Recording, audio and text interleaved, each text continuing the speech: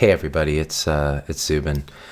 On this Sunday, I think many of us in healthcare and beyond have had a chance to finally process some of the events that happened in Paris a couple nights ago, and our hearts go out to everybody, the victims, and more closely to our experience, the emergency medical responders who are running towards danger where others are running away. To watch the sort of heroic response to this tragedy was one of the most beautiful things that you could imagine human beings would do for other human beings. And I think as members of the healthcare community, we have a gift in that we're able to be with people when they're at their most vulnerable and actually help or try to help. And many times, at least in the US healthcare system, we feel like we're powerless to do that because we're hamstrung by everything around us. And I think that's a lot of what I talk about, is how horrible our system is and how it keeps us from doing what we really went into medicine to do. But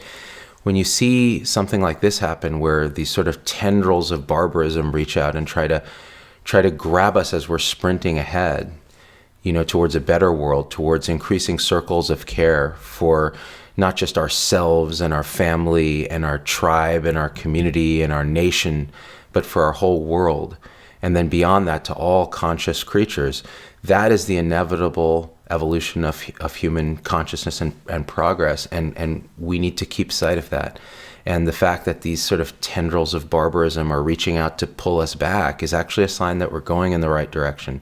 Overall, our world has become safer and more caring. And you can actually see this in the social media response to this tragedy, even on my own Facebook page, to see people from around the world rising up in support of everything and everybody that's trying to help.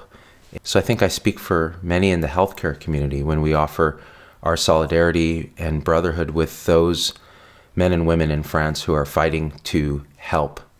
We're in a unique position to know what a gunshot wound does, what an explosive can do to the human body, and the long road of recovery for those victims who've suffered injuries, and also the psychological injuries that come with such a horrific attack. There probably isn't one of us that doesn't want to punch some member of ISIS in the face, but those reactionary tendencies we need to kind of keep in check as we think of ourselves as healers and as people who are trying to alleviate suffering and improve happiness for pretty much anything that is self-aware. So I want to give a very special shout out to all the medical personnel in Paris who are working around the clock to help victims of this tragedy. Our hearts are with you and our thoughts are with you. And so I want you guys to leave in the comments your own wishes and thoughts for how the world can be a better place in light of such horrific attacks, knowing that overall the march of evolutionary progress is towards the good and not the bad, towards a brighter future. I really believe that. It sounds cheesy, but I actually believe that. Otherwise, I wouldn't waste my time doing what I do. And I don't think any of us would. There were a couple people on Facebook who posted a beautiful quote from Fred Rogers, Mr. Rogers, for those of us old enough to remember. And it said, when I was a boy, I would see scary things in the news. And my mother would say to me, look for the helpers. You'll always find people who are helping.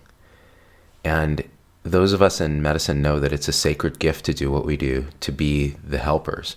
And to remember that during our darkest times is a source of strength for all of us. So have a good weekend, be safe, and I'll be back with some modicum of funny later this week. ZVlogg out.